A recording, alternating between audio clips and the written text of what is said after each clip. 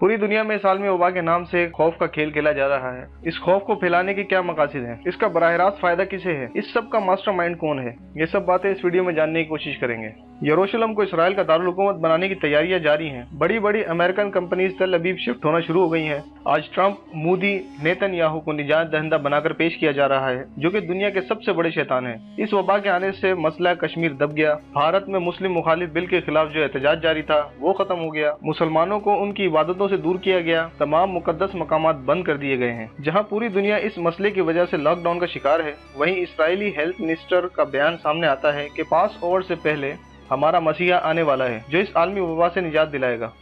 अब इसराइल का सबसे बड़ा दुश्मन और इसके तमाम मकासद के पूरे होने की राह में जो वाहिद चट्टान अल्लाह ने कायम की है वो पाकिस्तान है, क्योंकि पाकिस्तान इस्लामी दुनिया की सुपर पावर है। जब पाकिस्तान में एटमी धमाके किए तो पूरी मुस्लिम दुनिया ने जश्न मनाया था और उस वक्त इन काफिरों ने कहा था कि पाकिस्तान का नहीं बल्कि मुसलमानों का एटम बम है। दुनिया की बेहतरीन फौज, 60% नौजवान और अपने दीन और अपने मुल्क पर जान देने वाली कौम और इस्लाम इसराइल का पहला टारगेट है। इससे पहले इन यहूदी ताकतों ने फिफ्थ जनरेशन वॉर के जरिए मुसलमानों के ताकतवर मुल्कों को तबाह किया। इसके बाद वही पॉलिसी पाकिस्तान के खिलाफ भी इस्तेमाल की, जो कि आज से चंद साल कबल पाकिस्तान के हालात हम सब के सामने थे और इन ताकतों ने सोच लिया था कि बस अब पाकिस्तान के टुकड़े कर देंगे।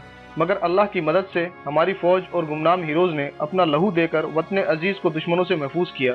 जब इसराइल, अमेरिका और इंडिया साथ मिलकर कुछ न कर सके तो इस वबा की आड़ में खुद को तस्लीम करवाने के लिए बायोलॉजिकल अटैक किया, जिसका निशाना सबसे पहले चीन बना, क्योंकि चीन ने अमेरिका को माशी मैदान में टक्कर दे रखी थी। यूरोपीय ममालिक इसराइल से मदद मांग रहे हैं कि वो इस वबा से इनकी जान छुड़ाए और इसराइल इस मदद के बदले अपनी हर जायज और नाजायज बात तस्लीम करवाएगा। इसराइल का कहना है कि 6 अरब ममालिक इसराइल को तस्लीम कर चुके हैं, सिर्फ ऐलान करना बाकी है। अब लोग किसी दूसरे मर्ज में भी मर रहे हैं तो उनको भी इसी वबा के खाते में डाला जा रहा है। कुछ दिन पहले इसराइली अखबार में पाकिस्तान मुखालिफ आर्टिकल लिखवाया गया, जिसमें पाकिस्तान के खिलाफ और तबलीगी जमात के खिलाफ भरपूर प्रोपेगेंडा किया गया कि अरब में ये वबा रायवेंड से फैली है, क्योंकि 4 फलस्तीनी तबलीग के लिए पाकिस्तान गए थे।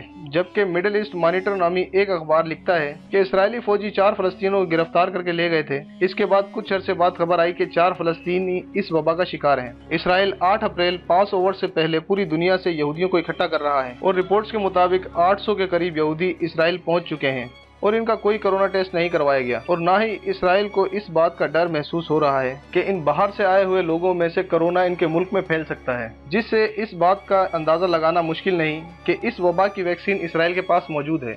12 मार्च को इसराइली साइंसदान नाम न बताने की शर्त पर इसराइल के अखबार में बता चुके हैं कि इसराइल के पास वैक्सीन मौजूद है, लेकिन ये कब मार्केट में लाई जाएगी इसका फैसला भी बाकी है। ये भी एक तरह की पॉलिसी होती है कि दुनिया को बताना भी है और नाम भी जाहिर नहीं करना। हालांकि इसराइली मीडिया को सेहूनी खुफिया एजेंसी इल्यूमिनाटी कंट्रोल करती है, जिनकी मर्जी के बगैर कुछ नहीं होता। दुनिया को बताने का मकसद सिर्फ यही है कि इसराइल के बगैर इस वबा से जान छुड़ाना मुश्किल है। यरूशलेम पोस्ट के मुताबिक नेतन्याहू ने इसराइली खुफिया एजेंसी मोसाद को किसी भी बायोलॉजिकल हमले से निपटने का टास्क दे दिया है और मोसाद के सरबराह मूसा कोहन का कहना है कि हमने तमाम एहतियाती तदाबीर इख्तियार कर रखी हैं। इस वबा का बदला लेने के लिए कोई भी बड़ा मुल्क इसराइल पर बायोलॉजिकल हमला कर सकता है। आखिर में अर्ज सिर्फ इतनी है कि इस दौरे फितन में अपना ईमान मजबूत रखें, अल्लाह से तौबा करें, अल्लाह अपने बंदों पर रहम फरमाएगा और सब ठीक हो जाएगा। कुफार चाहे कुछ भी कर लें, इंशाअल्लाह पाकिस्तान आलम सहूनियत के खिलाफ पूरी कुव्वत से उभरेगा। अल्लाह हम सब पर रहम फरमाए और इस वबा से तमाम मुसलमानों और पूरी दुनिया को इससे महफूज फरमाए।